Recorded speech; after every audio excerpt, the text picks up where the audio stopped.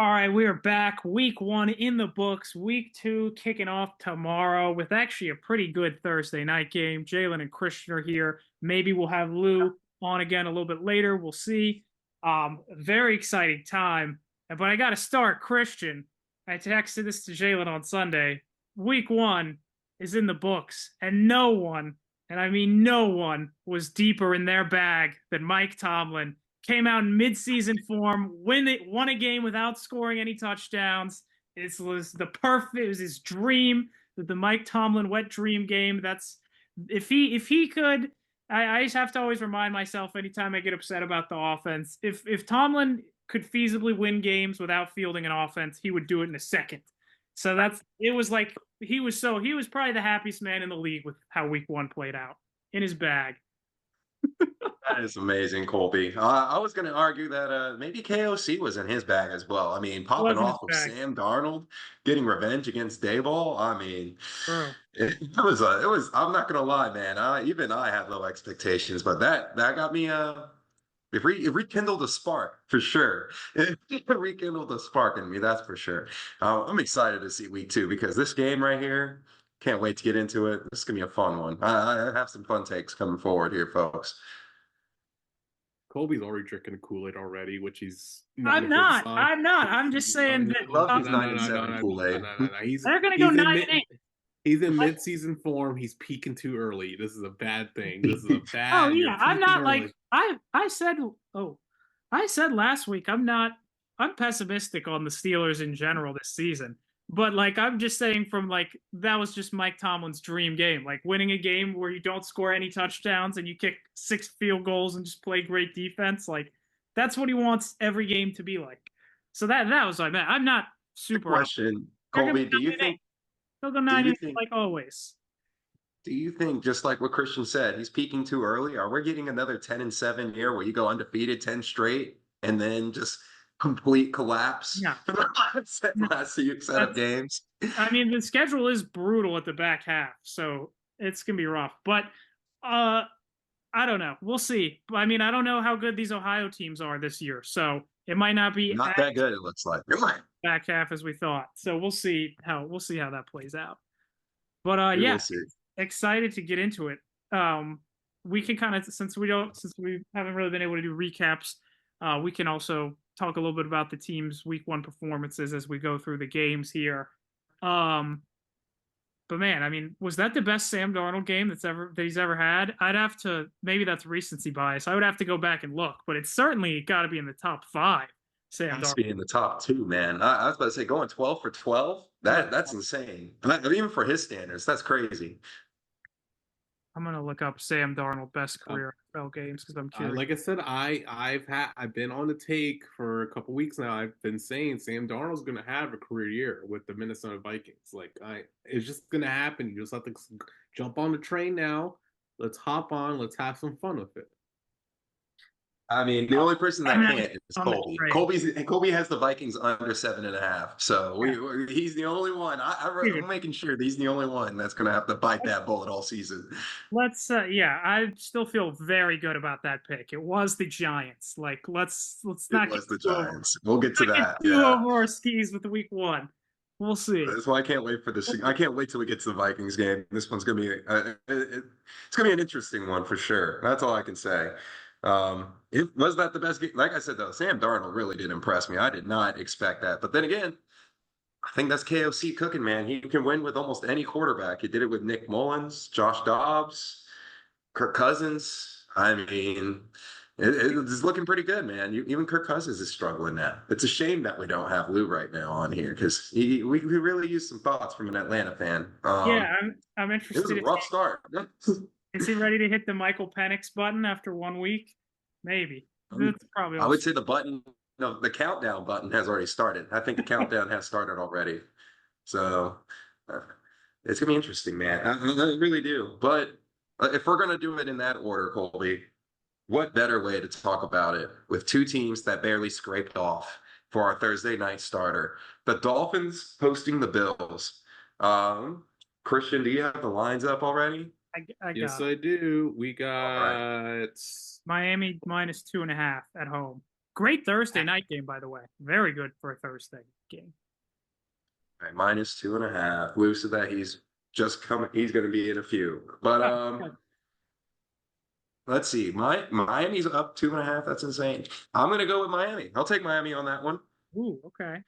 Easily. Mike McDaniel has to adjust with all this drama that's going on with his locker room. Wow, what a shock. I don't think that's ever happened before. Plus, the Bills going to a hot weather game on prime time. This young offense. I think Josh Allen doing it all will be fun to watch tomorrow. But I think just the Miami offense in general is just going to be too much for him to keep up with. So give me the Dolphins. I'm going with Buffalo on this one. Listen, you make a good point. 2.5. I mean, it should be a good close game, and they certainly need to win this game with how much they've struggled against the Bills in recent years. This is the early season hot weather game. The second game's can be in Buffalo way later in the year when it's cold, so they really need to get this one. I mean, Miami. The Jags blew that game. That was one of the most bizarre games of the week. So they're lucky to get that win. I'm not really super optimistic about any of these teams, either of these teams, or just the whole AFC East in general, really. There's not really one team in that division that I love. I don't think either of these teams are as good as they were last year. We'll see. Maybe they'll prove me wrong. I would take Buffalo here just because I don't feel super strongly, so I would take the points. And they've just owned Miami recently. I think Tua has only beaten them once in his career. Josh Allen has absolutely destroyed the Dolphins. I have some concerns about the Buffalo defense, but I also think Arizona might be pretty good, might be decent. Which that was one of the better games of the week for week one. So I would take Buffalo in the points here just because of the history, and I don't feel super strongly, so I'll take the points. I don't like either side with this one. I really don't. It's a good matchup. I don't like this. It is bad vibes all across. I think with either side, you're in a lose-lose scenario. But the thing is that the Bills own the Dolphins. Like Colby said, Tua has only beat them, I think, only once or twice, even if that. Once, yeah. So it's not the best for them. It's also retro night for the Dolphins. They're bringing back a good classic logo. They're bringing the retro jerseys. So you have that out. I really don't know what I'm gonna do. I'm gonna flip. I'm gonna flip a pen. If it faces away from me, we're going Dolphins. If it faces towards me, we're going Bills. Flip it. Is that the first flip pick we've had? I like it. Well, it's been a minute since we had one of those. We are going Miami. Well, minus 2.5. Okay. Welcome to the club. Don't have to be the only one on that one. But I say, I'll be interested to see if we get any squad rides with the 4-person this week. 0-2 on the squad rides last week. We were saying before we started, the Panthers plus 3.5 was, as Christian said, hang the banner, worst pick we've ever had as a collective on this podcast. Probably ever. They got demolished. And then the Texans were off by a half point, so, can't be too mad about that. There was 4 of us, and he just gave off his cue.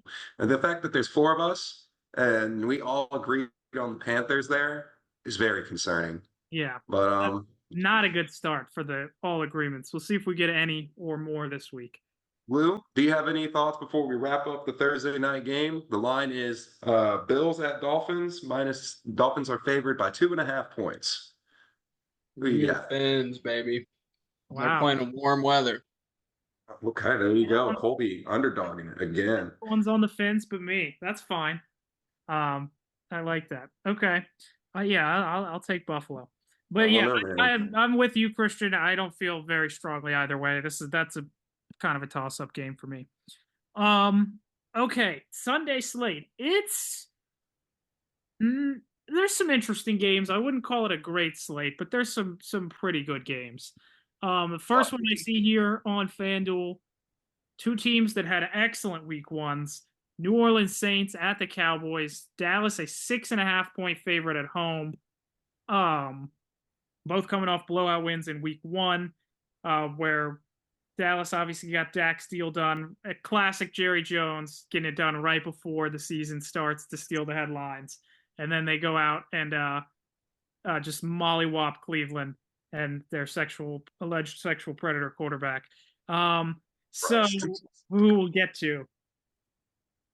This game, 6.5 is a little more than I would prefer, but I'm still taking Dallas. I mean, the Saints looked great, but I still think that's more just about Carolina. I still don't believe in the Saints yet by any stretch. I'm going to need to see them do it against some real teams before I change my tune on the Saints. So I would take Dallas here, even though that's more points than I would prefer. But I will still take them. No way. And Sam's hell that Derek Carr is going to pull that performance off 2 weeks in a row.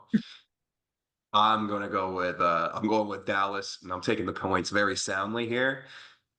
Dallas beat up on the Browns so badly, man. The takes that I have seen is about the Browns are hilarious and just again I can't wait. Like I can't wait till we talk about the Browns game as well. That one's going to be an interesting topic on just to have.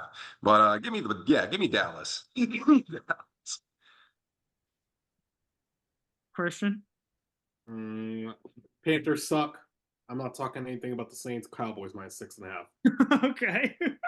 Yeah, we can't really talk about the I'm Panthers. not talking. Not they don't. They no. The Saints and the Panthers are getting the same treatment as last year. I'm not going to emphasis for my reasoning. They screw those teams. All right, Lou, we got our first squad ride. Or are you going to roll with the Saints and the points here?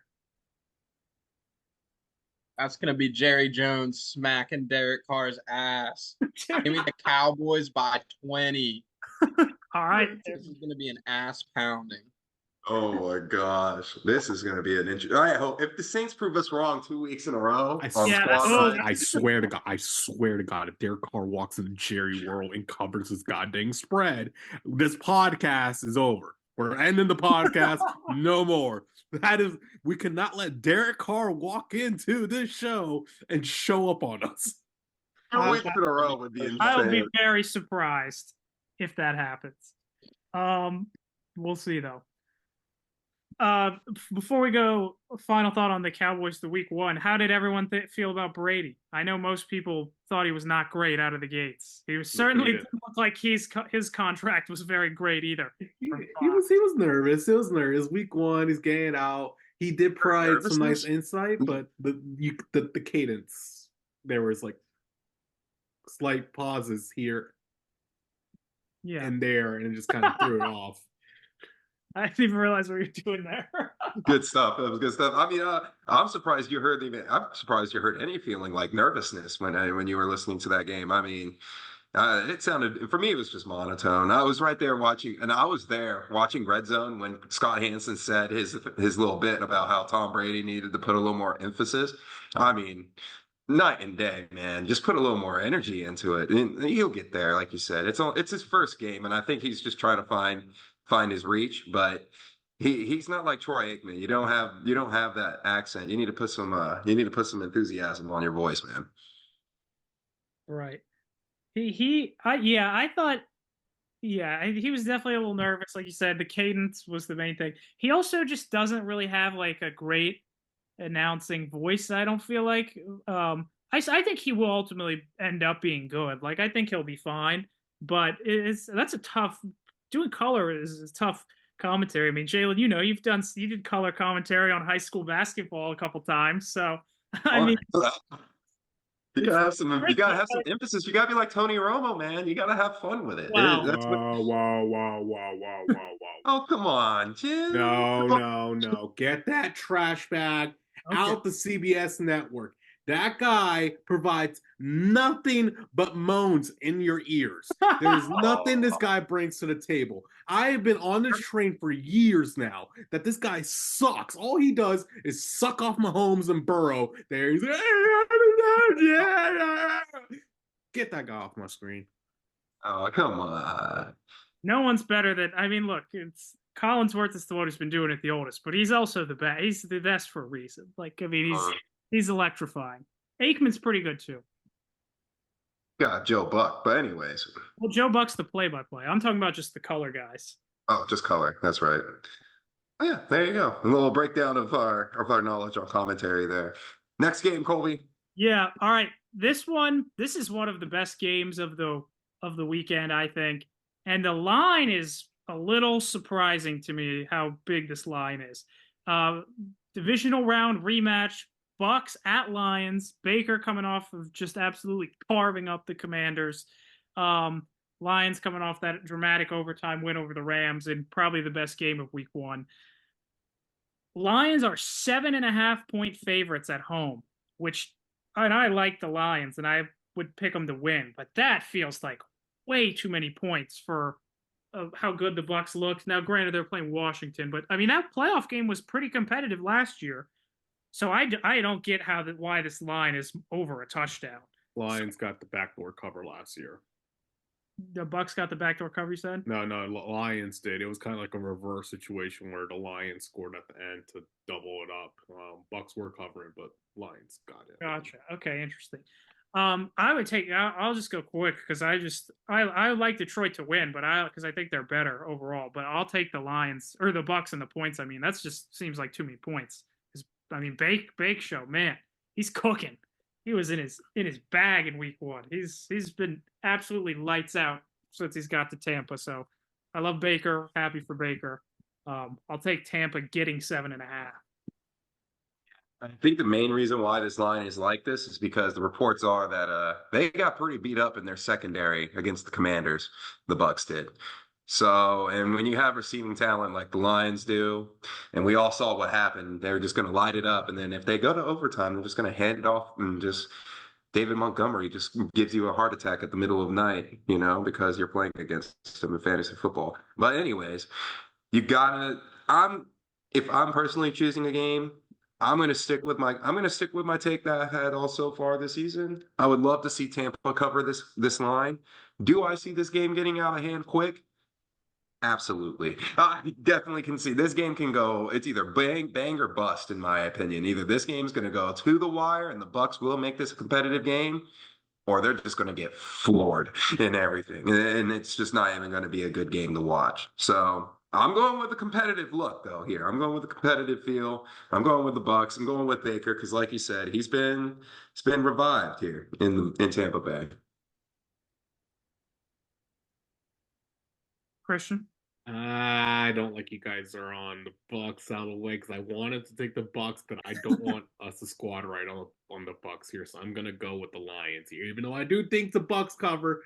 I don't want our squad right history take off because 7.5 is a lot of points. That's a whole touchdown. It's early. I kind of want us to get a few squad rides in here because we got to get some redemption. All right, screw it. I'm on Bucks. Plus 7.5. We don't know what Lou's doing. Lou might be willing to swallow the points with Detroit. I think Detroit wins the game, but 7.5 is juicy. Okay. All right. I don't hate it. I'm fine with the squad ride there. We'll get a couple of these, so that's already 2. So we're probably going to have more than the last time. Interesting. But yeah, man, it's perfect, and this transitions perfectly to the next game, just to kind of do a little bridge here and tie it in. The next game is the Browns at the Jags. I mean, what do the Browns have to be thinking watching Baker Mayfield and watching Deshaun Watson? I mean, they so deserve this for what they did to Baker. For bailing on him, even if the last year was bad, he should have just gotten surgery and sat out that last year in Cleveland. But if you would have to look at how much better he is now than Deshaun Watson and the contract that they gave Deshaun Watson, I mean, the Baker's the best quarterback they've ever had, probably ever actually, yeah, or since what was that one guy in the 80s that was pretty good? Oh, what is his name? For the Browns, that's going to bother me. I'll think of it. But yeah, the Baker got them their only playoff win in years, and for them to move off him, I mean, and now where they are, it's quintessential Browns. It honestly gives you that feeling that the Browns are going back to the Browns that we kind of knew when we were growing up with Deshaun Watson playing right now, which kind of sucks because I'm pretty sure I'm just looking over my over-unders list real quick. I did not have them on my list, thank God, because yeah, that would have been a rough take. My ankle-biting Browns, might no longer be doing anything for a long time. I think I think we see. might have to put it to bed early here.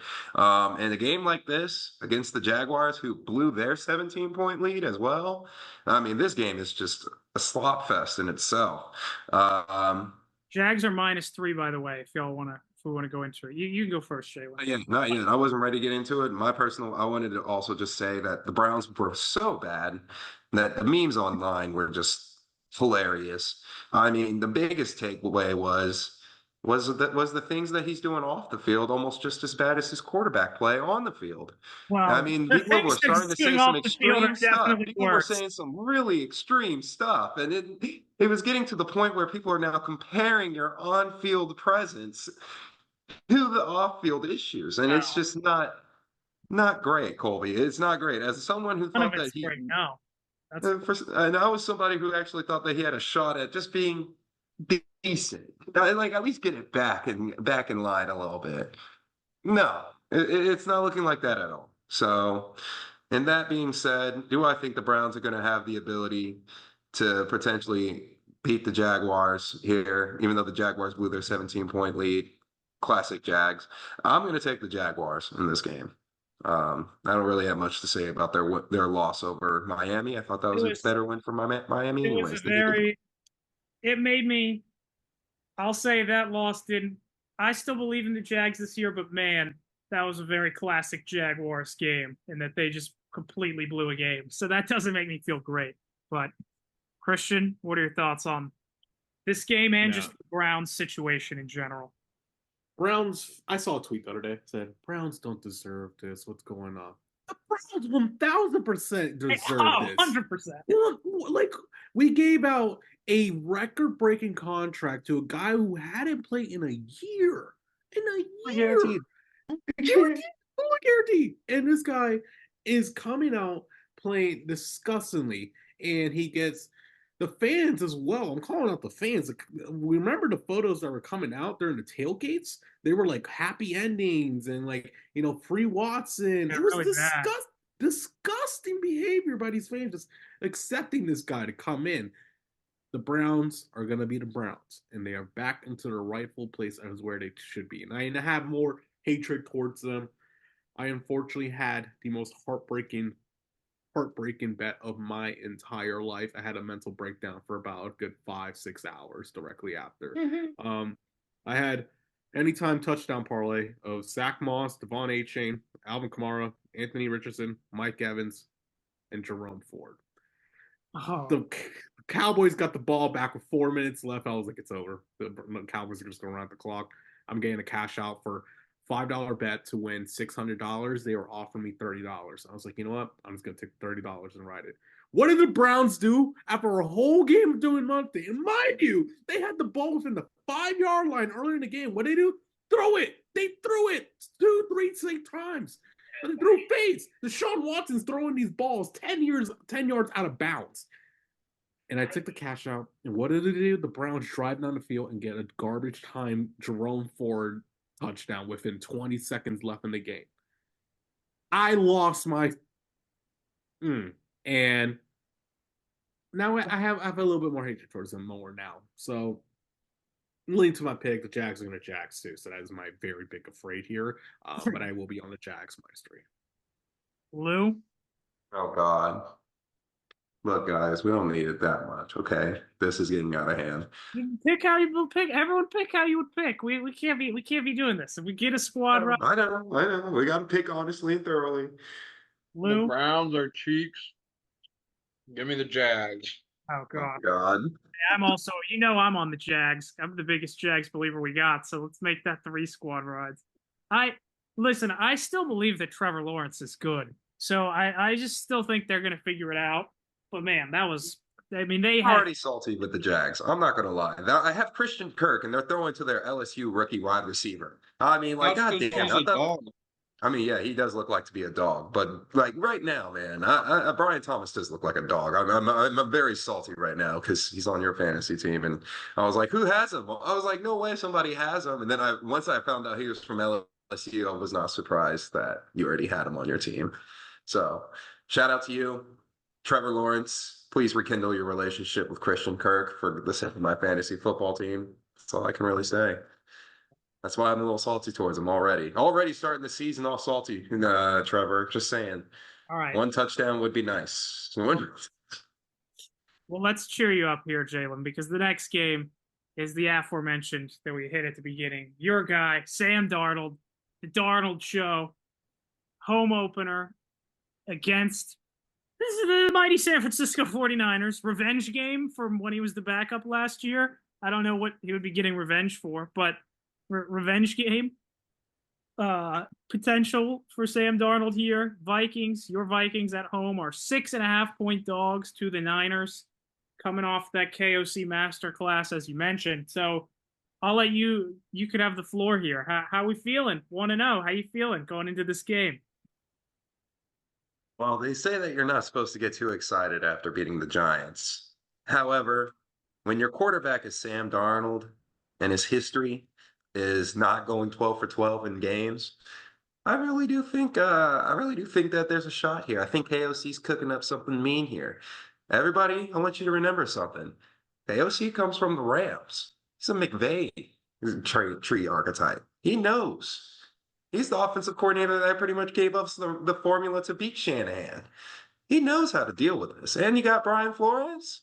How about the I Rams? think KOC is going to go 2 for 2 as a Minnesota Vikings coach against the 49ers. That's what I think. I think he's going to go 2 for 2. He's already 1-1. He beat them. He beat them last year. Okay, so you're already in full delusion mode. You think they're going to beat the? Not even delusion. No, you see how good that Vikings defense was. We kept the professional NFL team under double digits, Colby, on the road. Okay, I mean that's technically true. Sure. I have some belief here, okay? I have some belief. I think my belief is justified. And with a line of 6.5, with McCaffrey being doubtful, you're telling me Jordan Mason's going to have to run against a Brian Flores defense? Take Brian Flores. Give me the Vikings. Plus 6.5, easily. Okay. Christian, this guy. So the thing is, my brain tells me one thing. My heart tells me another thing. The statistics say the Vikings own the Niners. And we've done this year after year where we say the Niners are going to blow out the Vikings. And the Vikings always find a way. In the last 7 games, they are 7-0 against the Niners. I'm not confident in this pick, but I am taking Vikings in the points here. And Sam Darnold revenge game. Sam Darnold against his old team. He goes off. I got a bad feeling right now. I got Blue.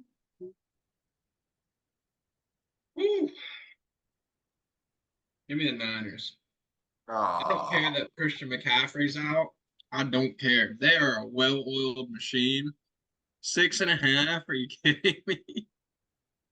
Did you see what they just did to the New York Jets? Yeah, that's the Jets. They don't have Sam Darnold in it. They used to. And how did that go? Well, they didn't have KOC coaching him, man. Sam Darnold just doesn't do it for me. Rightfully so. By the way, so. Cowboys spread just went down to 5.5 as I look at it. Interesting. What? Even what? What? We'll see 6.5, and I already wrote that. Live line drop. Well, we took it at the price. We took it at the price. Wow, that's crazy. It literally just changed. That's bizarre. I didn't think we had this live broadcasting. That's interesting. They're watching this. I think that's the first time that's ever happened, that we've been recording and a line has literally changed while we're recording. I don't remember that.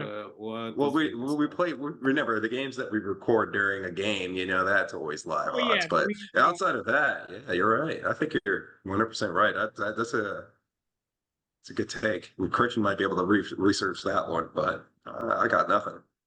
I mean, if we were all taking Dallas minus the 6.5, I mean, minus 5.5, that's fine. That's interesting. I'm surprised money's coming in on the Saints. I would think it'd be the other way around. So Colby, why are you picking the Vikings? It doesn't make me feel more confident. Also, we're about to end this Zoom here in a few minutes, but I'll just finish this out. I'm with Lou. Come on. The Niners are going to win this. This is going to be a blowout. Give me a break, Sam. Sam Darnold's not going to have two amazing games in a row. This is going from the Giants to the 49ers is about as stark of a contrast as you can have. They get a much better quarterback. I'm sure Shanahan knows all about how to stop Sam Darnold. Might be the same type of quarterback if you ask me. You never know. Stop it. And you used to call me a Brock Purdy hater. Give me a break.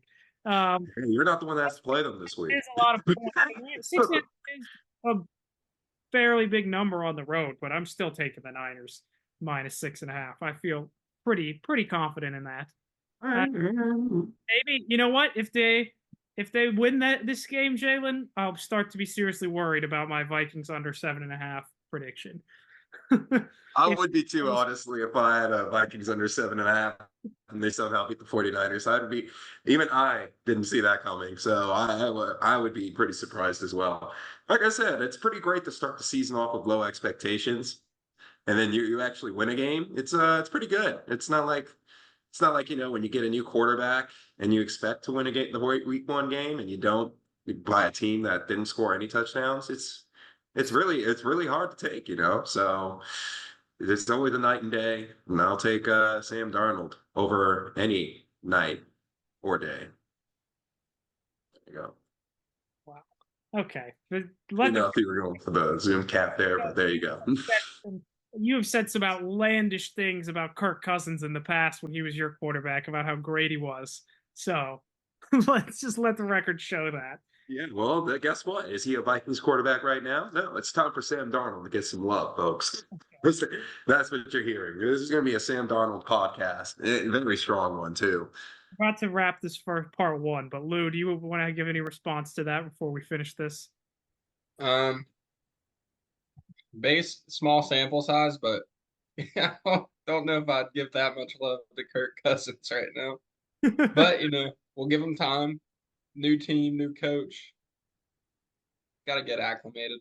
That's right. We'll get to we'll do more on the Falcons. I believe they're the Monday night game, so that'll be the last one we do. But all right, that's part 1. We'll hop on part 2. All right, next game on the slate. As we go down the line here, the team that burned us, so that we foolishly, I don't even know if we can say they burned us. We should have known this. I mean, I feel like we would knew at the time. The Panthers, after that disgraceful showing, they're back home against the Jim Harbaugh Chargers, coming off their nice win. Panthers are plus 5.5. Chargers 5.5-point favorites in Carolina.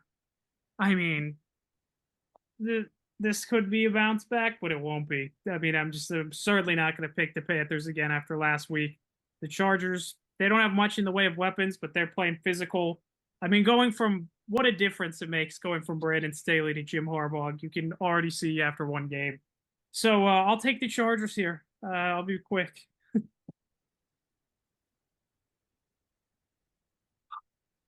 Guys, I don't want to do it, but no, I'm going to sit my hunch down for this one. I'm going to take the Chargers as well.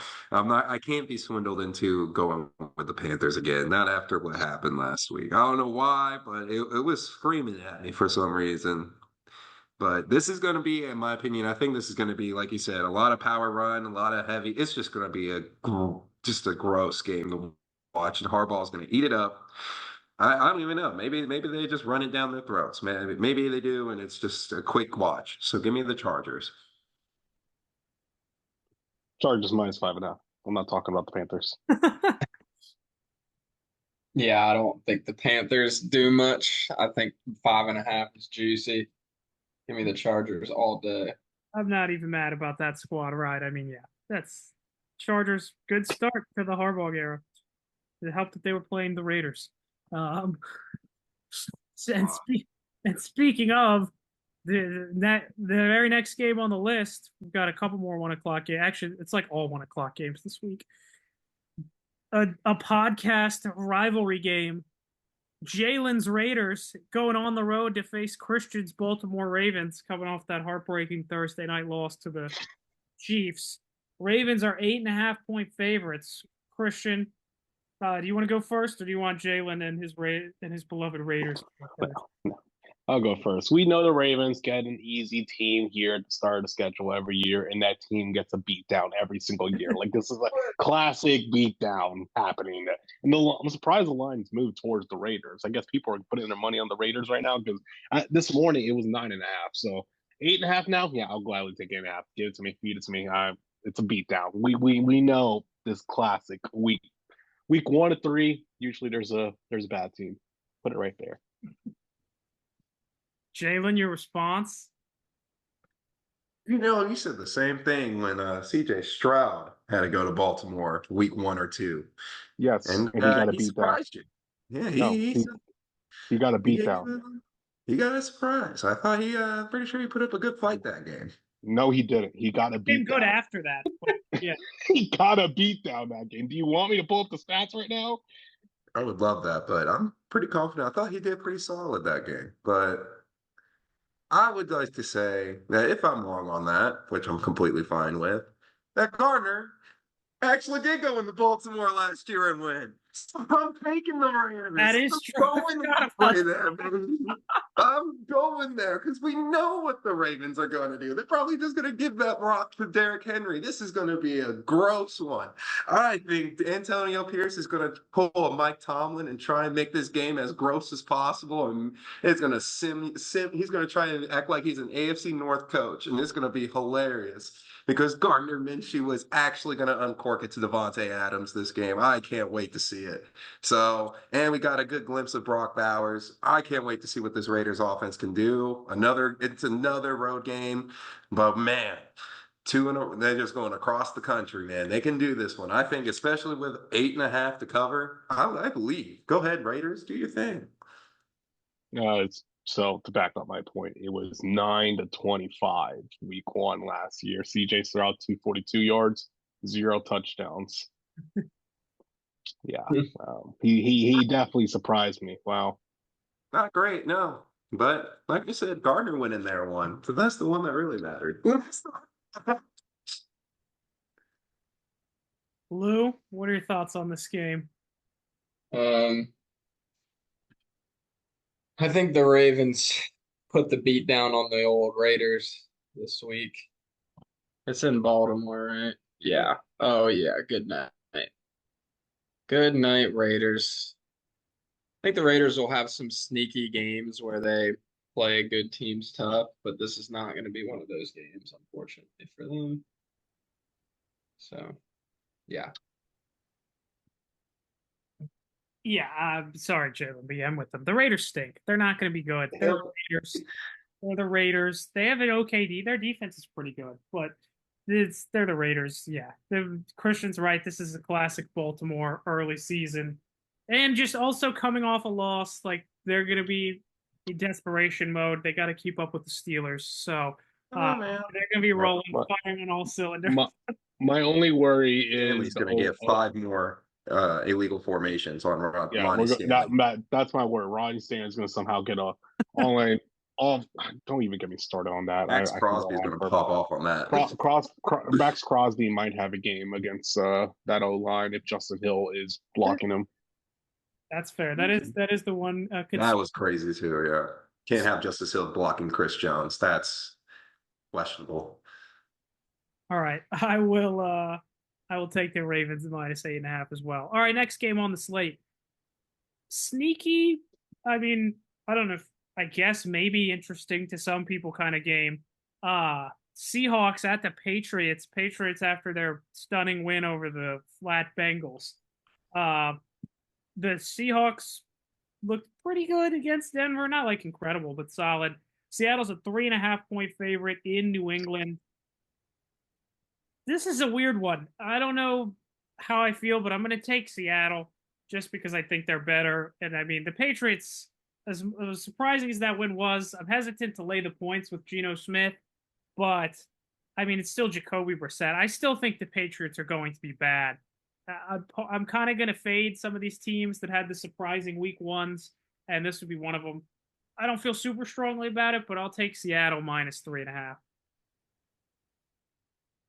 Give me the Patriots. I actually like this one. I think this is going to be easily a defensive fucking masterclass of a game. This game's going to be very interesting to watch. Two new defensive coaches going at it. One coming from a Super Bowl championship team. The other one a part of a team in the making. So both of them are coming in from great backgrounds, though. So I'm going with the Patriots just because I think that it hasn't been 4 games yet for Jacoby Brissett. We still got 4 more games of Jacoby Brissett, and that's when I think the fall off will start.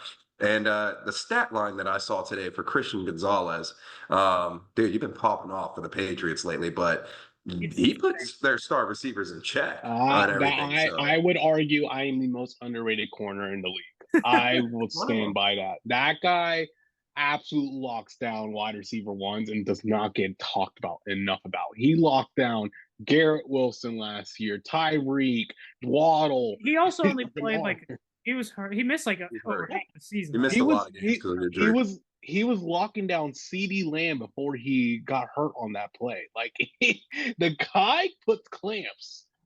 Yeah. So I really believe that. I think he's going to put some work onto Jackson Smith-Njigba or DK Metcalf. I mean, he's just a physical guy, so it might be easier for him. But anyways, give me the Patriots. I think they can keep up here. We got 3 more games of magic with Jacoby Brissett before people start figuring him out again. He was not good in that Bengals game. Their defense was great. He won. It's the magic part, Colby. You're right. Christian, how you feeling about this one? Kind of a weird game. It's a weird game, but I'm going to rely on another Mike McDonald masterclass here. He had Bo Nix in the blender with some of the schemes he had, so I'm just thinking he's going to keep doing it with the Patriots. The offense does worry me. The offense with Geno is very bland, but Kenneth Walker does run hard. And that is what you have to rely on right now because clearly Geno is missing something. I anticipate Seattle to draft a quarterback next year. I really do. Like you have to. So that's what I'm viewing. Give me Seahawks with their points. I agree. I just don't think the Patriots pull off 2 miracles in a row. Seattle's one of those okay teams that's going to lose to some bad teams and some other okay teams and hang in there with some good teams. I mean, they were neck and neck with Denver a little bit at the beginning, but then it kind of got out of hand more. But yeah, I don't know. I don't think the Patriots keep up with this one. Yeah, it's kind of a weird one, but yeah, I'm with you on that. I think I agree with your point there. Okay, now on to a little bit of a sad one, for me, at least. Colts at the Packers. My guy, Jordan Love, sadly got hurt on that terrible turf field in Brazil. The NFL will just take a check to play anywhere. They'll be playing games, I'm sure, in Saudi Arabia soon. Give it time.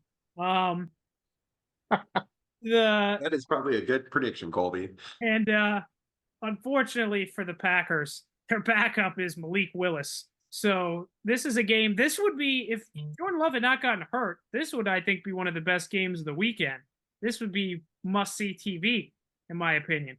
But he did get hurt, and they're starting Malik Willis. So I don't know what the line was going into the year. I'd imagine Green Bay would be favored with Love, but the Colts are a 3-point favorite on the road. Luckily, Jordan Love, he's only supposed to be out 3 to 4 weeks. So you hope the Packers hope they can scrap a win or two and just stay afloat without him.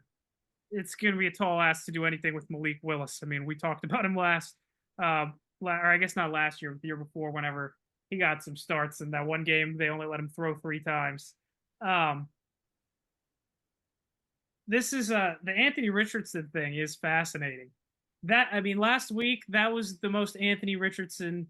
That was that game was the perfect epitome of what he is. And if you don't believe in him, you can be like, see. And if you believe in him, you can be like, see. He had one of the best throws I've ever seen. Some insane highlight bombs, just unreal physical talent. He was also 9 for 19, completed less than 50% of his throws. So that was just the perfect Anthony Richardson game. So I'm fascinated to see what the Colts look like here, but they should absolutely win this one because they're facing Malik Willis. So I'll take the Colts. I would be taking the Colts as well, only because I've been just complete surprised that I'm even taking them in the first place. But I just want to see what's going to happen with this Colts team once they do go up against a good, solid defense like the Packers as well. This is another week of good defense. So I just want to see, can Anthony Richardson? I'm just trying to test the longevity of Anthony Richardson and my take right now, because I really had a lot of doubts about the kid going into this season. I still do, which is why I'm surprised. So I'll take the Colts here in this situation, but I'm still going to be on the edge. Still keeping a watch on this kid. I'm not taking Malik Willis. You kidding me? The guy on that Hail Mary attempt last week forgot to play football. Like, did he not realize he had to throw the ball? He simply just looked lost out there. And every time this guy gets on the field, do you remember, Jalen, when Colby was very high in this guy to be drafted first round? Oh, he wanted him to be a Steeler. He You wanted wanted him to be a Steeler. Steeler. Look at how time has passed. And this guy stinks. Give me the Colts. What are we talking about? I'm not trusting to put that money on Malik Willis. Oh, those were the good old days when Colby liked the Malik Willis Steeler hype there. That was fun. I just thought it was going to happen because they signed. I mean, look, we're past it. It didn't matter. It didn't end up mattering. There was no right option, as it turned out. Neither of them were good. So, yeah, there was a brief time where I thought maybe, but yeah, he's terrible. Lou, you with us on the Colts here? Or are you going to take the Packers? Yeah, I'm with you on the Colts. It's not even that's not a hard decision. Malik Willis is trash. I was praying the Falcons didn't draft him whenever he was in the draft, and instead we drafted Desmond Ritter, so it wasn't much better. Right. That draft was just so none of them were. Well, I guess Purdy was in there. He's the only one. But Last pick in the draft. The others were all I would take Ritter over Malik Willis, man. Malik Willis looks lost. So give me the Colts. All right, that's our fourth squad ride. Colts -3. I feel good about most of these. Oh, fifth. Sorry. I lied at the beginning. I didn't think we would have that many with 4, but that's 5 squad rides. So it's going to be a big – this is where we're really going to see how it goes down, week 2. We'll see. We're going to get at least some of these. All right, speaking of quarterbacks who at one point or who either did or currently play for the Titans and have made bad decisions, Jets at Titans next game. The Jets are 3.5-point favorites on the road coming off that Monday night loss to San Francisco. Will Levis, I mean, and I like Will Levis. I was somewhat optimistic for him going into this year, but that game was so bad. That interception at the end to lose that Bears game was so bad that I'm the one always saying don't overreact to week 1. I'm completely have lost all faith in Will Levis just off that one pass. Like you cannot do something like that. This is an interesting game though, because I'm also not a super believer in the Jets. So I'm gonna let y'all go first here. Lou, why don't you start us out on this one? We'll let the guests go first here. Jets 3.5-point favorites in Tennessee. I like Will Levis. I think he's a gunslinger. So he definitely makes the Titans a more interesting team than they've been in the past. But I think the Jets are better than what they showed against the Niners. I think the Niners are a buzzsaw. I think Aaron Rodgers, coming off an injury, just needs a game or so to get right. I don't think they look great, but I think they do enough to cover 3.5. All right. Jalen? Give me 1 second. Give it to Cristian real quick. All right, Cristian. I'm Mayo Boy in the surrender Cobra pose. You just can't come back from that. Give me the Jets. I say that the surrender Cobra. You can't come back from that. You just can't. That is forever cemented. That's all I was working on. the Jets, to be fair, I thought the Jets really looked good on Monday night. Like, yeah, there's a couple tweaks that they have to make. The defense is a little iffy, but I didn't come out of that game like, oh shoot, the Jets are in trouble. The Jets can pull stuff together, especially that Aaron Rodgers and Garrett Wilson combo is gonna be absolutely deadly. Like the back shoulder pass that he did on that first play to Garrett Wilson. Disgusting. Brees Hall is still there. They just have to get a couple things together. And I think the Jets are going to be really sneaky good. And also my also worries that Rodgers only throws to one side of the field. Yeah, that was weird. That That was was very weird. crazy.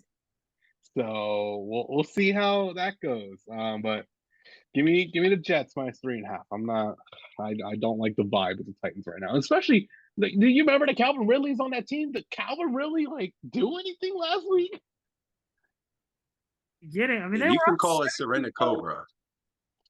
You can call it Surrender Cobra, but I call it the Invite Gia Dundee. Listen, I'm gonna go with the Titans here. I Thank God. don't. First of all, I just didn't like what I saw that much from the 49ers. This is supposed to be a championship team, guys.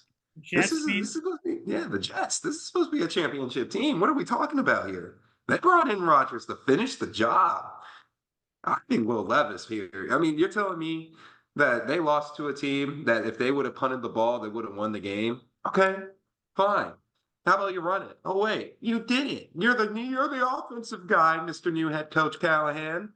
Maybe you should have been the one over. You should have been the one to obviously see not to do this. So I'm going to say, chalk it up. You're going back home. Win this one against the Jets. Surprise the world. Put the Jets media on their ass, and I like the Titans at least to cover this as well. I think they can put up a close game against the Jets. Okay. I'm a little torn here. I mean, I think the Jets have a better team and a better roster and a better quarterback, but I am hesitant to. I don't like them enough to where I feel super comfortable swallowing 3.5 points on the road. And I could see the Titans bouncing back after that one, but I do just think the Jets are better, so I am going to go with the Jets here. I'm kind of in between you guys on the Jets. Like, I thought they had some moments where I can see it. The line is definitely much better, so that's a huge thing for them. I'm a little concerned about their lack of weapons outside of Garrett Wilson and Brees Hall, and the Rodgers only throwing to the one side of the field thing was super weird. But I mean, man, the Titans, that was not an confidence-inspiring performance by them. So I'm going to take the Jets, but I'm iffy on it. I don't love swallowing 3.5, but I guess I'll do it. You guys are putting me on an island this week. I don't know how I feel about it. We'll see how I do in the locks. I need a big bounce back week, anyways. So right. I'll see it. I see how it is. I'll see how it is. We got a few more. We've got a couple more games. This is the last one from the 1 o'clock slate, and it might be the worst one. Giants at the Commanders. Commanders 1.5 point favorites. It's almost a pick 'em. It is a pickup. Jaden Daniels had some. I mean, he ran. He was okay. He was probably looked the best of the three rookie quarterbacks in Week 1, which isn't saying much. He still wasn't great. The Giants, though, I mean, that was just an absurd performance. I don't know if you saw, Jalen, what was it Greenlaw or the linebacker on the Vikings who said they felt bad for Daniel Jones? Yeah. That's not great. It's Greener. It's the new guy that we got from the Texans. Yeah. So, I mean, I'm taking the commies here, minus 1.5. The Giants Daniel Jones is bad. Dayball, who I like, but I think it appears like that that was an all-time bad vibes game as well. So they're just such a mess of an organization. So I'm going to take Washington here at home, minus 1.5. Spin it to Lou. Been thinking on this one. I love Jaden Daniels. I think he's going to be really good. I have your take written down that you have him as a top 10 to top 15 quarterback by the end of the season. I wrote that down, Cole. Dude, I wrote that. That is, you know how Ernie Johnson does the sticky notes? You just got sticky noted, yeah, my guy. That's fine. I think that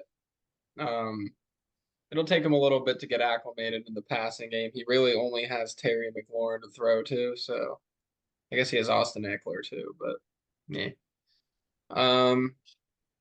But yeah, I think his rushing capabilities are dangerous. I think the Giants suck butt cheeks. Daniel Jones is terrible. Commies playing at home. Give me them with a bounce back win. 1.5 is easy money. I'm not taking the Giants. What are we talking about here? Give it to Commies. I don't care if the Giants have owned the Commies in the past like several years, which is the only team the Giants tend to own. I'm not touching this team for a 10-foot pole. It's just bad. That also I have a complaint about the jerseys they had last week. Oh That's my like gosh, that was that's like a so They bad. were mid-season. horrible. Those What were are we doing? terrible. You just You don't were the wear one that that had to week. watch them the whole time. Like that's not a week one. That's you got to put that like mid-season or Thursday night at least at like I some think that's time when their I think that's their home uniforms for every home game. I think that's their home uniform for their 100th anniversary. I think they're wearing that for every home game. that's disgusting. So give me the commies. Yeah, some kid's gonna grow up being a Giants fan out there in New York, thinking that this is their regular uniforms, and he might actually fall in love with them. Imagine them thinking that these uniforms and this is the team that they like, the Giants, and this is it. This is the one. My goodness, You that was hard to watch. I'm right there with you. But we got some interesting teams on this squad ride, guys. Okay, There's a lot. Yeah, I week did two not think squad it'd be rides are this popping many. off right I now. may have jinxed. We're definitely gonna miss a couple of these at least. But I feel good about the. I mean, I feel good about the copies. The Giants, terrible. Um, okay. Next 4 o'clock game. This is a good game. I'm excited to see how this one goes. Interesting line here. Rams at the Cardinals. The Cardinals are actually favored by 1.5 at home. Their offense looked really good in week one. The Rams, no Puka. Their line's banged up, but they still almost beat Detroit week one. This is an interesting game for me, but I'm going to take the Rams getting the 1.5. I like Arizona, but I do just think the Rams are better. And Stafford was playing out of his mind in that game. I thought he looked unbelievable, considering the Lions have a better roster and the pieces he was missing. So this is a go either way one for me though, because I do like Arizona and what they're building. But I'll lean the Rams here, getting 1.5. I'm surprised they're not favored. Got it, Lou. Um, let's see. Yeah, I'm gonna agree with Colby. Nah. Give me the Cardinals. Give me a Kyler Murray masterclass. Okay. I think Marvin Harrison Jr. gets a little more involved. Um, I think Kyler has something to prove this year, and I think the Puka loss isn't devastating. Cooper Cup's still going to be a dog, but man, oh man, give me the Cards. Christian. This one I go back and forth on. It's a very toss up. I can see it go both ways. A fun one. But the Rams do tend to own the Cardinals at Arizona, so I will be going with the Rams here. But I think this is going to be another shootout. I wouldn't be surprised if it goes either way. Look, that the only thing missing from the Cardinals offense was Marvin Harrison. I mean, goodness gracious, Mm-hmm. if Kyler Murray can just look the other way and see this man run, maybe he probably would have gotten a little bit of a better game. But I'm gonna go with they're at home. It's still early in the season. Call of Duty hasn't, well, again, unless he has the beta, Call of Duty isn't out for Kyler Murray yet. So I'm going with the Cardinals. I think they're going to make this an interesting game. I'm right there with Lou. I think this is going to be an interesting one, and I think they're going to avoid the heartbreak at home. All right, that's gonna be a good game. I agree. I think it'll be shootout. Okay. I'm sure Christian will be happy to talk about this game. His favorite team, the Bengals, going up against his other favorite team on the road, the defending two-time world champion Kansas City Chiefs. The Bengals coming off a classic Bengals week one self-vomiting display. The Chiefs are 5.5-point favorites at home. Not sure if T. Higgins is going to play in this game. I'll just give you the floor here, Christian, because I mean, this is like these are like the two most hated teams, so I don't even know where you go on this. I mean, I know where you're going to pick probably, but how do you feel about this game? Before I go into it, I need the media to start seeing what I'm seeing, and they're slowly starting to see what I've been seeing all these years. James Jones, shout out you, sir. If you're listening, you absolutely nailed it on the head this morning. And then whoever that one guy is with Nick Wright, the one white dude, don't know what his name Kevin is. But he's doing Wilds. that Yeah, one. Mr. Wilds. That guy. Love Wilds. He's seen it too. He's seen it too. Joe Burrow. If this Just would take have a photo. happened, if what happened last week would have happened to Lamar Jackson, Jalen Hurts, or Dak Prescott, they would have been ripped to shreds this entire week. Losing at home to the New England Patriots, who have no expectations for the season. It's a rebuild season. You lose at home. You look foolish the entire time. Without weapons, you're nothing. And you can't even pick up a Gatorade bottle. That video of him and his wrist is very concerning to people. Like, you can't continue to let this man get a pass. He needs to get it's annoying. It's annoying. He's not getting any of the criticism that he should be held to as what the standard he's being held to from other perspectives of these Josh Allen, Lamar, Patrick Mahomes level. You are not there if you can't beat the New England Patriots at home. I don't care the excuse of the Bengals start out slow every single year. Throw that excuse out the window. That is some weak sauce. Like, I don't care. And then we're still holding on to a run that he made in 2021. Breaking news, everyone. 2021 is 4 years ago. Oh, wow. He beat Patrick Mahomes and went to the Super Bowl. Great job. Well, guess what? Rex Grossman and Jimmy Garoppolo went to the Super Bowl. This narrative needs to be thrown out the window, and people's eyes need to be really on this. And it's annoying, but it's slowly catching on. And James Jones hit it on the head. Joe Burrow is an average quarterback without any weapons, and he's had only weapons. That's the only time he's found success. Look at it now, and it's going to continue to fruition. The Bengals are going to go 0-2. The Kansas City Chiefs are going to run them. I'm telling you, run them. -5.5, easy. Give that to me. Feed it to me. I don't care.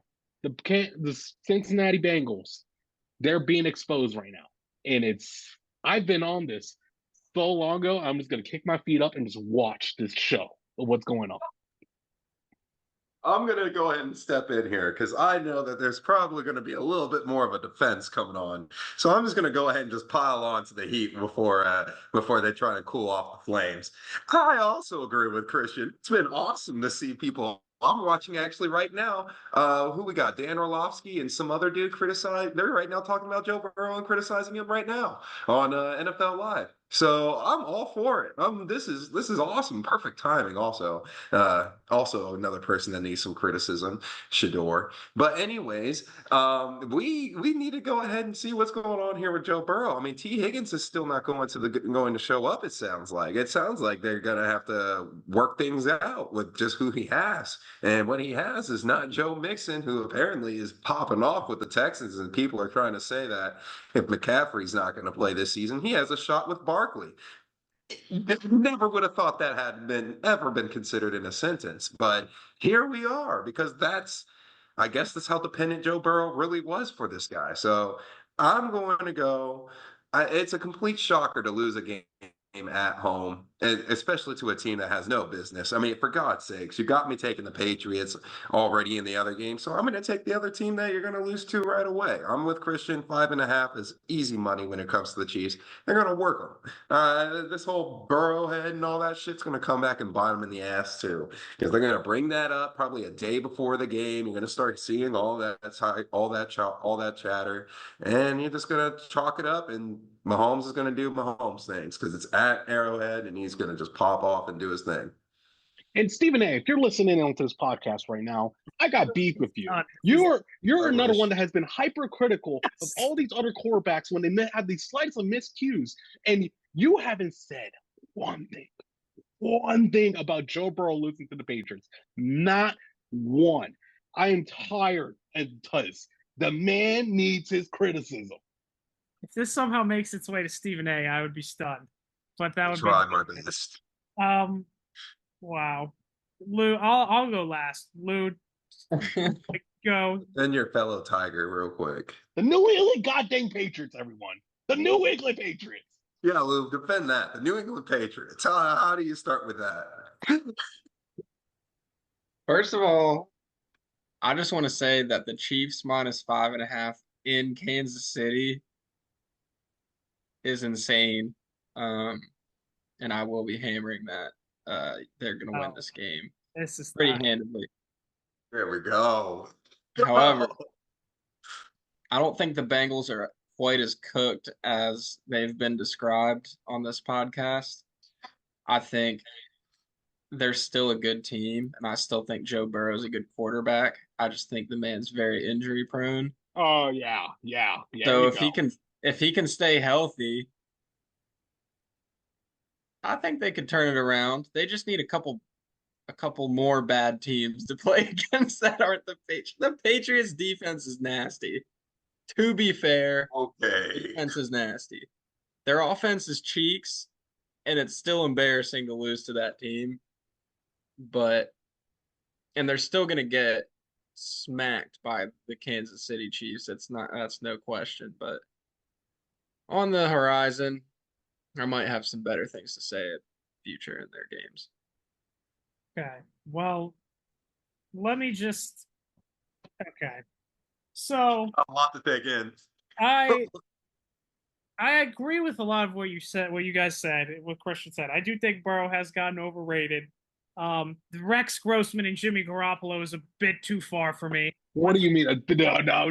Okay, first of all, Rex Grossman was terrible. He did make the Super Bowl. Rex Grossman threw more picks than touchdowns the year they made the Super Bowl. He went to a Super Bowl, and that is what's everyone's argument of how they put him. That's not the same thing. Joe Burrow played a much bigger role in the Bengals getting to that Super Bowl. Joe Burrow didn't score a touchdown in any of the fourth quarters. 2006 numbers, Christian. Joe Burrow Rex did Grossman not was score a atrocious. single He's the worst touchdown quarterback in the ever fourth started. quarter of that playoff run.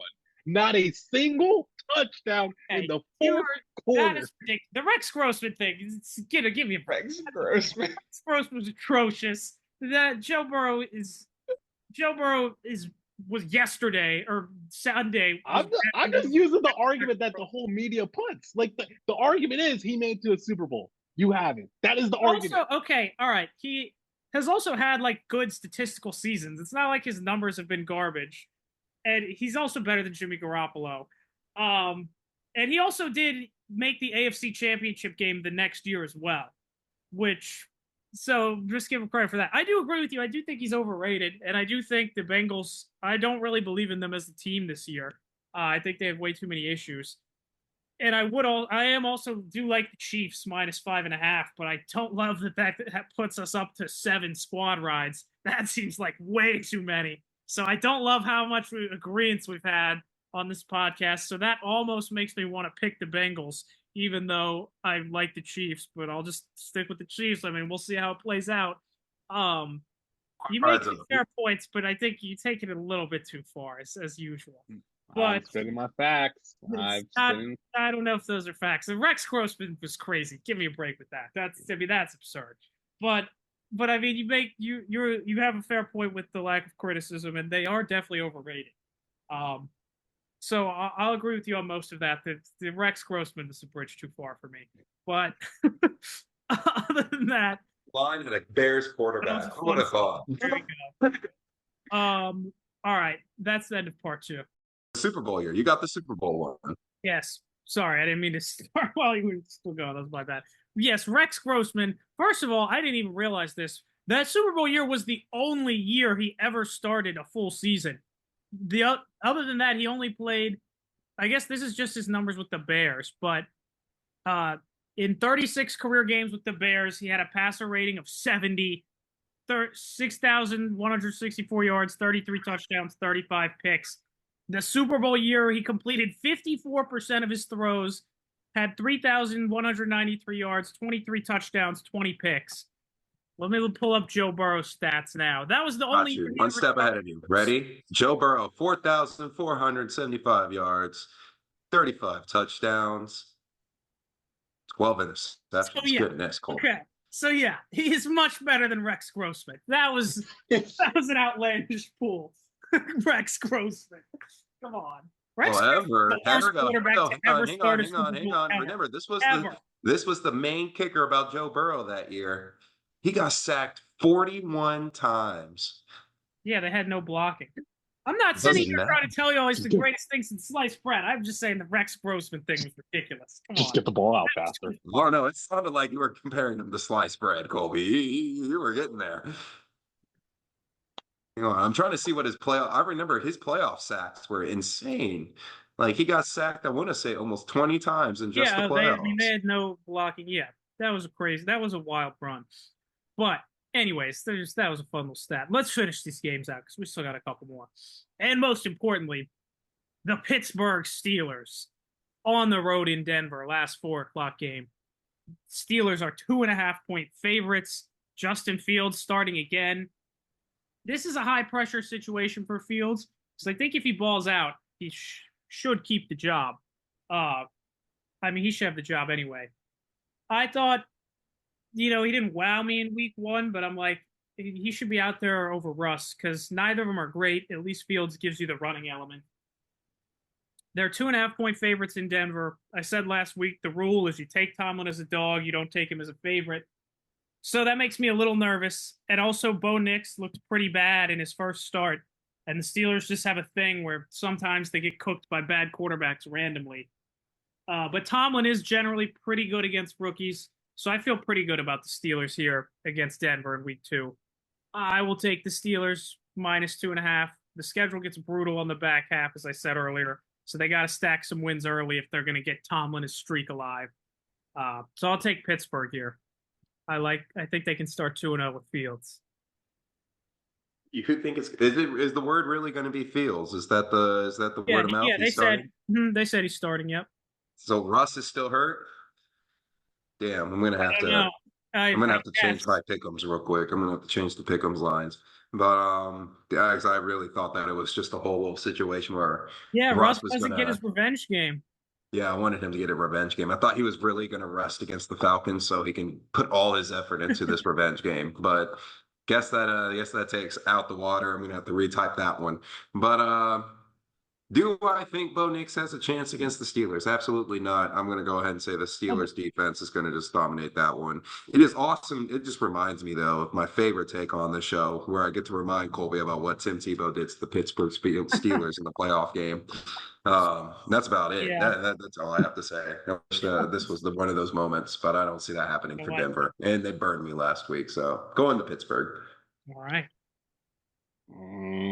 This is disgusting. We're going to the pen. The pen faces me, Steelers. Pen faces away, Broncos. This is going to be good. Steelers. Oh, no. This is going to be another Tomlin special, by the way. This game might be like 13-7, something in that ballpark. It's probably. I'd be happy to root for that. Oh, that Falcons Steelers game was gross, but Tomlin special. The Steelers defense is legit. Oh no. So yeah, Denver's gonna be in for a rough one. Give me Pittsburgh. Oh my gosh. We're at 8. 8 squad rides. That might be a record with 4 people. Well, we gotta consider the fact that we added a new person to the crew, to the squad panel here. This is not. And we got 8 squad. Yeah, remember when Colby said he wasn't worried about them? I cannot believe we've had this many. This is crazy. Well, it's to turn off our thoughts and just pick from the heart, man. Yeah, and this is what happened. Well, who knows? Maybe we'll go 8-0. All right, primetime games. Texans hosting the Bears. Caleb versus CJ Stroud. Caleb had a rough debut, but the Bears still won with defense. Texans had that fun shootout kind of win over the Colts. Houston's a 6.5-point favorite here. I'm gonna let you guys go first on this one. Jalen? Lou. I'll let Lou go first. All right, Lou, take us away.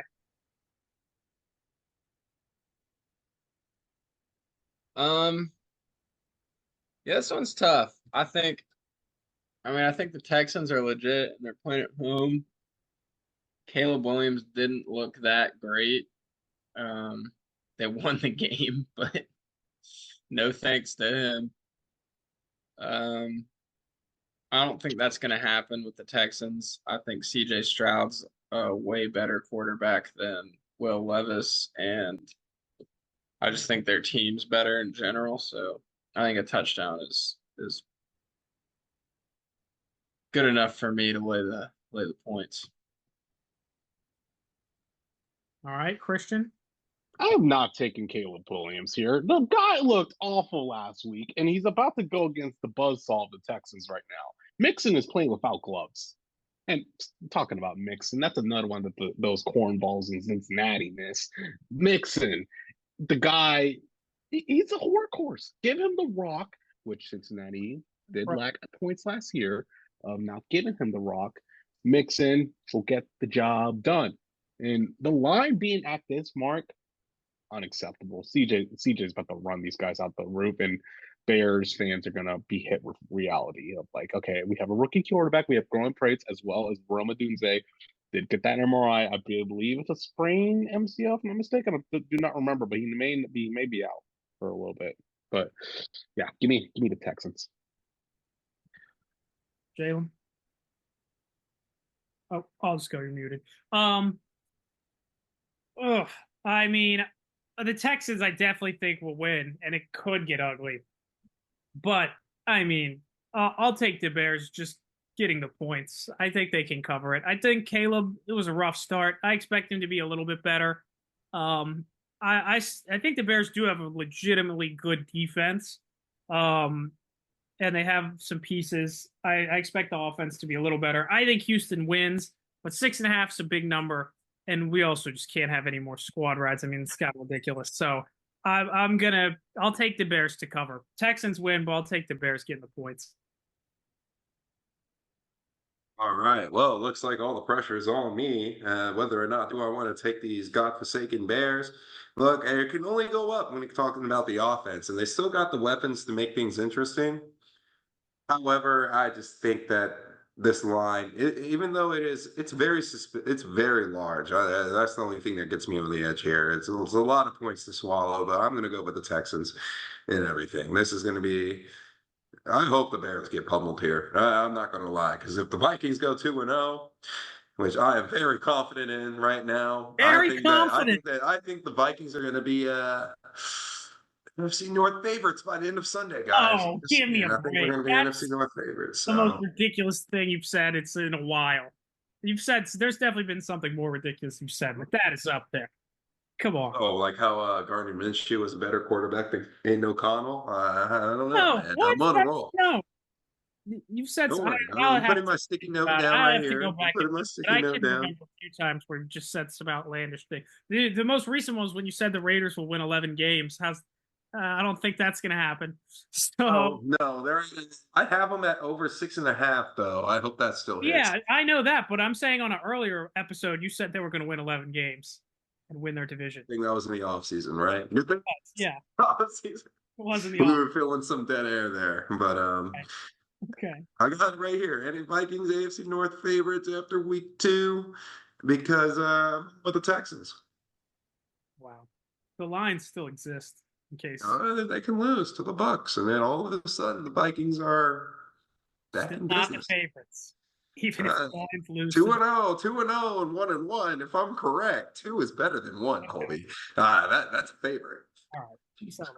All right, let's finish this up. Last game, Monday Night Football. Falcons at Eagles. Eagles 6.5-point favorites.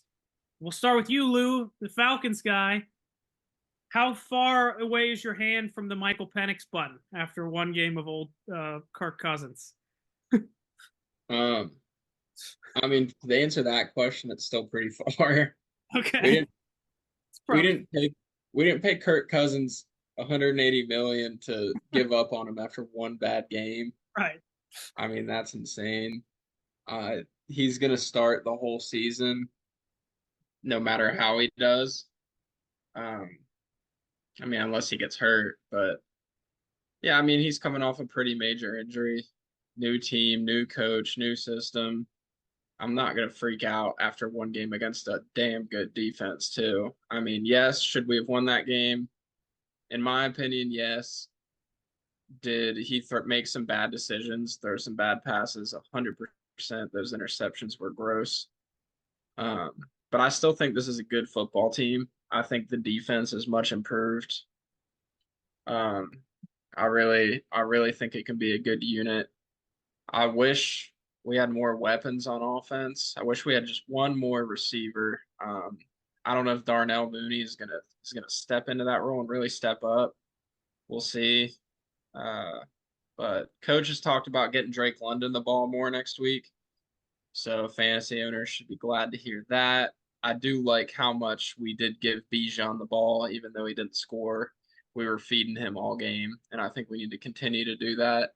I also think Tyler Algier would be an RB1 on a lot of teams. That man is a dog.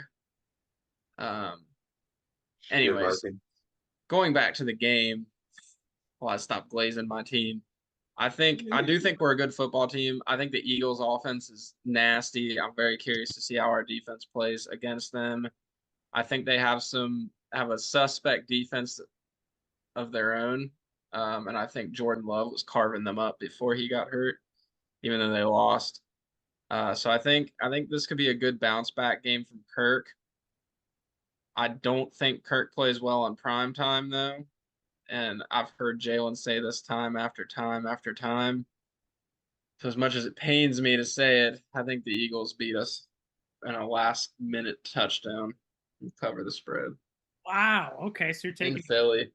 So it is in Philly. It is in Philly. And Lou, I'm going to step up here and be the guy that pats you on the shoulder there and be like, it's okay. Because I know exactly what you're going through. I've said probably those exact words before. However, I still stuck by my guns and rooted for Kirk Cousins. That's something that you're going to have to turn around and admit and swallow take one for the team, man. But look, can the Falcons surprise the Eagles? There's a chance. I'm going to actually be the one that say I believe in this Kirk Cousins-led Falcons team. I'm going to be the one to say not only because I think the offense will figure it out with another week and extra day. Kirk Cousins did break his primetime spell against the 49ers before he got injured. So I'm going to go ahead and say, because remember, he won his last Monday Night Football game, and that was against the 49ers. And then the 49ers curse came and hit him, because that's what happens when you play the 49ers. One of your star players gets hurt after the week after. So pray that nothing like that happens to Sam Darnold. But I'm going to go ahead and say Atlanta all the way through. I think Kirk Cousins will show up for this one, at least to cover the line. This is a prime time Kirk Cousins cover the spread type of game, I feel like, especially when, like you said, Lou, the Eagles defense is a little suspect this year. So I'm going to take the Falcons, especially to cover.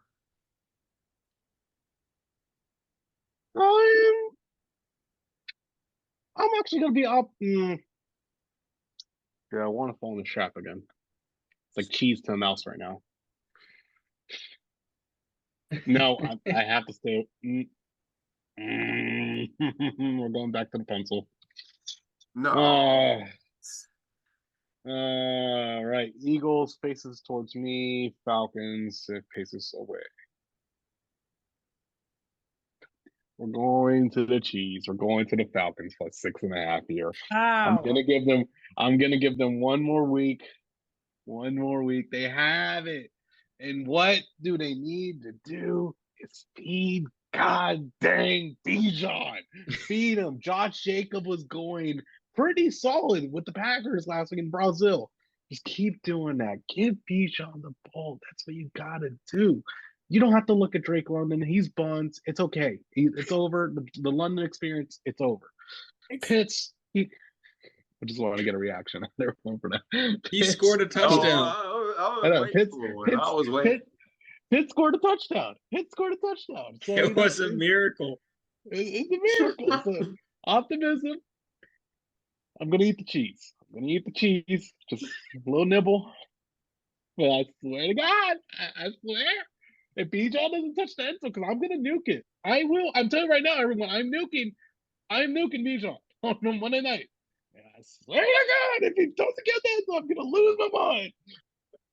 Okay. I think this is going to be a Barkley versus Bijan game. That's going to be. I think that's going to be just as much as you expect. That was great. Colby? I'll go quick. That was excellent, Cristian. I'm also going to go with the Falcons here, actually, Luke. We're all on your team but you. I like them. I don't think that they win necessarily, but 6.5 I think is too many points for the Eagles defense. I just think the Eagles have a bad defense still, and Jalen Hurts has some turnover issues. This is going to be a big step down for the Falcons going against the Steelers defense to going against the Eagles defense. So I think that helps them keep it close. I still like Philly to win, but I think Atlanta can certainly cover. This should be an interesting game. I think this will be a high-scoring game, and I will just say that I have always liked Drake London. So I'm still a believer. But there you go. That's the week 2 slate. I think we found your trend, buddy. And it's whenever we pick the Falcons, I think, and you don't, I think you're gonna win. So maybe you should just always not pick the Falcons and see if that works. We'll find out. Right. But Christian, biggest question for you right now is: did Cooper Kupp score a touchdown last week? Cooper Kupp did score a touchdown, so he did save the dares due to not get a stinker. I can at least someone I can rely on. Not even that. You actually ended up going 3 for 2 because remember you did have Derrick Henry and Saquon Barkley in week 1, so you went 3 and 2 for Dewslet. So you're in the positive. We're in the positive still. All right, that's what I'm here to say. All right, that's why I asked, did Cooper Kupp score? Because I didn't know that question, but because that was the biggest one because my parlay was dead by that time. But Christian, a lot of pressure. Quite a disappointment. Kyler was running, except when he had the ball right there at the goal line, so that was quite disappointing. And then Bijan, I've gone over this. The man should have been fed more of that. I forgot the game was going on. It didn't show up in red zone for 30 minutes. I was like, oh yeah, that's dead. So you know the drill. You know, put those two together, Bijan and Kyler on the side, as they're probably going to hit the week I don't put them on the dares do. But the official dares do of what we're going to go with tomorrow, we're going to go. This is just the Thursday night pick. Keon Coleman to get his first touchdown as a rookie. So Keon gets a touchdown there. That's a separate, just straight bet. Then we go on to the actual dares do list. I'm really confident in this one. CeeDee Lamb out the gate against the Saints. That the man was getting fed. He just didn't get the touchdown last week. Second one, another one, a guy that should have got targets last week, but as you know his mentality, he wants the targets. He's going to eat up. Give me Amon-Ra St. Brown here to come out the gates against the Buccaneers, especially last year. He ate against the Buccaneers secondary, so I'm anticipating a repeat of that performance. And then last one. And I don't like the guy. He's coming out into this game. He has a stupid haircut and a stupid mustache, and his girlfriend's music is awful. Give me Travis Kelce to find the pavement on the big game. So that gets you out to a plus. Yeah. If you're Swifty, you should not be listening to this podcast. Give me, and it's plus 764. I'm sure FanDuel's going to come out with some boost token to take out and put it on that if you want to get more odds. But that is the dares do. I would be surprised if there was a Taylor Swift fan also listening to this podcast. But the start, I think you're just trying to. I think you're also just trying to use some voodoo magic here to get Travis Kelce to get you some fantasy points against me this week. I mean, that's just not fair. I mean, especially when you're busy this weekend going to what is it called? Charleston. I think that's where it's at, right? Charleston. I don't want to get political here, but do we think that the election could be what ends the Chiefs dynasty? Could the political tension, there be some political tension between Mahomes and Kelce, and that's how the three-peat doesn't happen? I mean, we gotta stop. It's got to be stopped somehow. Is that low-key how it happens? That man Kelce's going to score a touchdown. Brittany Mahomes. that man's going to score a touchdown on Sunday. He's going to point to his shoulder, and be like, "Pfizer, baby, Pfizer." Oh God. That's going to be something to see. That's going to be interesting to see. Good job getting this political, Colby. I did not expect the dudes list to take this turn. If anything good can come out of this election, if it could destroy the Chiefs, that would be nice. Avoid a three-peat. I would take that as well. I like the CeeDee Lamb one because if the Saints are actually legit, they're probably going to just try and challenge them. And if it's a shootout, would love to see that. So give me CeeDee Lamb. And Amon-Ra being missing last week was interesting. So let's see how that goes. We ready? I like it. Oh, I wanted to give you this spotlight moment. Do you by chance have anybody to cook up here with, or are we going to move on? To cook up? Hmm. Oh, for a bet? Yeah, yeah, just like the dues list. Do you have one? I want to see you, Mm. you as our featured guest speaker of 2 weeks in a row. And I feel like this is a good question for you. Do you have anyone that you think would be also due this week? Um, Gosh, I did not You're right. expect to Maybe be we'll get to the contend against Christian, make it a little interesting. I did not expect to be put on the spot. No, no, no. That's the best part about this right now is that this is all off the fly. I did not intend to do this at the beginning, so here we go. All right, if we're going off the dome, let's see here. Let's see. Let's see. Let's see. Let's see. I'm going to start with a Garrett Wilson touchdown. There we go, He folks. was Garrett so Wilson added onto the dues list. If you add Christian, you can do the math to combine all this madness here. But I'm putting it down as a star for Lou here. I want to see, can we get this dues list to the next level here? It would be pretty interesting to get some collaboration because Christian went 3-2. So if we can bump these numbers up, folks, it's all about the numbers here. That would be pretty dope. And you got Keon Coleman, so two bonus bets. That's what I was looking for there. Two bonus bets for week 2. That's the only reason why I was really Oh, asking. you wanted me to. Oh, you just wanted one player. You know who else is going to score this week? He's not due. He scored last week, but Lad McConkey is going to find the end zone again. Just Yeah, and I think you're Lad, just Lad, trying to. This is another instance of just trying to get yourself fantasy football points. Okay, I know he's on your roster. That's just I can smell it from here when the fantasy football takes sleep in here. That's when we get in there. Like CD Lamb, Christian's been on the Cowboys wave for the last couple of weeks. We'll let that pass. And the Amon Ra, I agree with Travis Kelce. He hammers Travis Kelce when he needs that guaranteed hit. So that means Travis is probably going to score this time. Here's a jewel. And the thing here, Lou, is when you pick a player, I keep a list. I write these down, and I make sure that you don't repeat these dudes lists. So try not to repeat them too much, at least.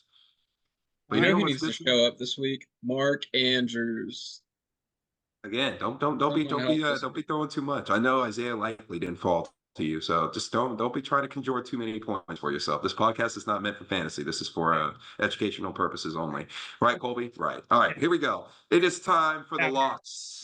Lou, the reason why I wanted you also to go first is get that brain thinking, bud. You actually get 2-1, right, Colby? You want to get us kicked off? What's our Yeah, locks info looking like here? I'll give you the standings quick. Me and Lou both went 2-1 last week. I'm a 2-1 machine, by the way. That's just I did it all last year. I'm gonna get 2 of these, and I'll miss one. It's consistency. Jalen, you were 1-2, and the defending champ Christian, rough start, 0-3 on the line. See, got wrecked. one Who's on was there? Oh. Panthers. The others were both very close. The Panthers. That's the worst pick I've ever made on this podcast. The Panthers. Hands down. It's up there. Mr. Commissioner of the Locks, who goes first this week, the winner or the loser? We'll let you pick. Are you talking to me? Is that me? Am I the commissioner of the law? That's you. That's you. Okay, Yeah. all right. Let's go. We'll let Lou go first. We'll go reverse order since you said Christian at the beginning that he would go last since he went 0-3. So Yeah, we'll go Lou, then me, then you, then Christian. I wrote that. Let's go. Give Lou the first pick. This is tough, but it's not that tough, and I'm gonna ride them again. Give me the Cowboys. Ooh, 6.5. Cowboys minus 6.5. Okay. All right. My 1-1 is very easy. You're not going to get that many chances in life to bet against Malik Willis, so I'm going to take the Colts -3. You're only going to get so many chances. Damn it.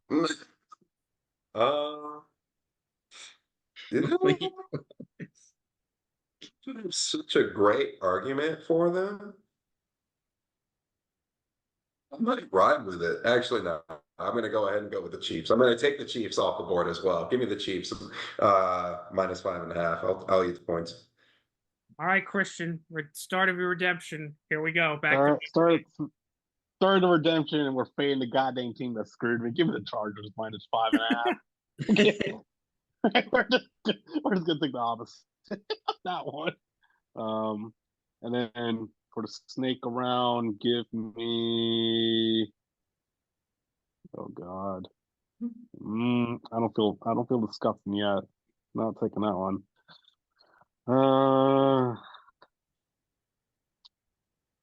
The Texans -6.5. Yeah, man. It's so close. Close, right, but Jason. too solid there. I'm going to go. I'm going to take the Bucks +7.5. Ooh, that was on my board. I'm going to go with Christian's theory for my next one, and also just continue to fade Jalen's Raiders. So I'm going to take the Ravens -8.5. You, my other game. I was going to go over the Raiders. All right, Lou, back-to-back picks. Give me the Jets at -3.5. Okay. With a little bounce baction. Could take them. Who else do I like?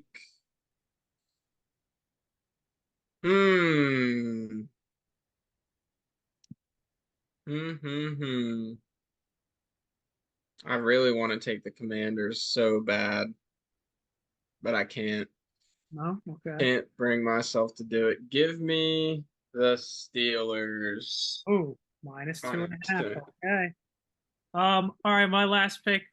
I like so many more favorites this week, but I genuinely like to get points, so I got to go at least one dog. I'm gonna take. I'll take Atlanta. I like Atlanta to cover the 6.5. I really do. I'm gonna take Atlanta +6.5. We're at a ridiculous amount of squad rides for these locks here. Right, that is what it is. So I'm going to go ahead and, like I was trying to keep saying, I wanted to go with the Raiders here. Not going to lie, Colby, I was a little upset that you made fun of the Ravens. I really hope Gardner Minshew pulls this off, and I really want to put my balls on the table here. But I am going to go ahead and say I'm going to take the early beat here. I'm going to go with Miami. I think they're going to come out strong against the Bills. I'm going to take Miami. All right. Christian, last pick. God, so what do we have in total right now? All the picks. So you got Chargers -5.5, Texans -6.5. I'm on Colts -3, Ravens -8.5, Falcons +6.5. Lou's got Cowboys -6.5, Jets -3.5, Steelers -3.5 or 2.5, and Jalen's got Chiefs -5.5, Bucks +7.5, Dolphins -2.5. Give me the Seahawks -3.5. All right, here we go. We're on a lot of favorites this week, but we'll see how that goes. All right, Jalen. We can't forget our upset picks here. We got some good upsets last week. I think everyone was pretty good, besides my Raiders and Rams. So that's it. So you pulled it off with the Jags, and Lou pulled it off with doubling down on Dallas. So you both doubled down pretty well. So it keeps the order true and through here. We're going to stay the same course. Lou, what is your upset pick here? Upset pick. You are allowed to double down, folks. Remember, you can double down if you want, but you picked all favorites, so you actually do have to pick an underdog here. I can't remember. Is this a money line or a spread? I guess it's a spread. It doesn't really spread because Colby, we counted your Jaguars one, and my Dolphins didn't count. That's fine. I mean, it's tough. I mean, if you get it outright, that's great. I mean, I don't count these records for the locks, so just God, I hate all of the dogs this week. Give me the Bucks. Ooh, okay. I'll take Buffalo +2. That's not a big dog, but they're still a dog, so I'll take Buffalo. I'm going with this is my favorite part of the game. I'm going with the Vikings. God dang it! Now that'd be a real upset. I don't think I picked a single. I need to get back in the win column, man, and the upsets. This is my thing. I'm supposed to be good at upset predicting. I got to get back in the right column. Got to go with my team. You know what? I'm gonna take the cheese again. Give me the Falcons as an upset over the Eagles. Taking Jeez, bro. You are the cheese right now, because especially when you, the Falcons fan, didn't pick it, I can just smell a trend I right can now. smell it. I I can smell a smell trend. it away. Lou, you don't know this, but we get the most ridiculous trends on this show. Colby used to call Chicago games like it was a curse. We would just fade Colby whenever he thought he knew a Yeah, that was Chicago game. what did I miss? Like 11 in a row. That It was like 11 in a row. Like there Yeah, would never be anything repeated like that ever again. I don't think so Yeah, either, no, but that's that's the gonna most be historic trend. we tried to make it happen last year, and there were a couple teams that I missed a bunch, but nowhere close to 11 straight. We'll find out. We'll find out. That's why I write this whole list down of games and we go through it all. But it's that time of day, folks, where we did go through it all. And it's time to wrap up the show. It is time for everyone's favorite segment. It is time for final thoughts. Lou, I think you got your first glimpse of how this goes. So I'm going to let you wait one person. You're going to be up next. We're going to kick it to Cristian, who I think has a big one in store for us, right? Yeah, so last week, as everyone listened to me, Texas -6.5 was the most freest money on earth. Like, they absolutely came in, humbled that Michigan team. Like, it wasn't even close. So, shout out Texas. Hook 'em, baby. So, this week, I am going to travel down to Columbia, South Carolina. I did not anticipate College Game Day to be at this game. This has been in the works. So, going to be there. Gamecock for a weekend. Going to be electric environment. Hopefully, I don't know. We'll see. Sandstorm should be lit. South Carolina is +6.5. I'm gonna buy a point. Give me +7.5 heading into there, and let's go Gamecocks. Lou, here we go. Yikes. Well, I can't say I have that much confidence in my LSU boys. They've looked pretty poopy this year. So I'm going to avoid talking about that. What I am going to talk about is my dynasty college football team, Oh my God. Texas State. But not in dynasty. This is real life. They are hosting Arizona State tomorrow night, and they're favored. -1. Jordan McLeod's going to come in, upset a big name school, and Texas State is going to be on the map, and they are on their way to being ranked. I love the dynasty coach talk right there. Love the dynasty coach talk. I mean, electric from both of you. I mean, you're going college football spin right here. I love it. Colby, what are you cooking up? I'll just go quick with mine. I'll go to basketball, and I'll just say shout out to happened a few days ago at this point, but my guy Jamal Murray got paid, got another. Well, was that yours? No, I keep going. Mine is going to be connected to Jamal Murray. Don't worry. Oh, right. Oh, I know where you're going with this. Yeah. Yeah. So shout out to him. Glad they got the deal done. It was a rough summer for him, for sure. But hope he can bounce back and they can avenge their Game 7 collapse this year. And I would love to see him and Jokic both finish it out in Denver together, however long it goes. Hopefully they can win one more. We'll see how it goes, but happy for Jamal that he got the money, the extension down. He's not going anywhere. So shout out to Jamal Murray. Mine might be asking for a lot, Colby, when you got a very competitive West, especially now that we got a Thunder fan in the rotation right now. That's right about that. So it's gonna be interesting. I can't wait to throw on the Wolves beanie. But right now, my final thought here, folks. I was going to go on and just make fun of the whole social media aspect of what's going on with Shannon Sharpe. That's why I was saying, Colby, oh God, no, that you said Jamal Murray. But I'm actually going to go ahead.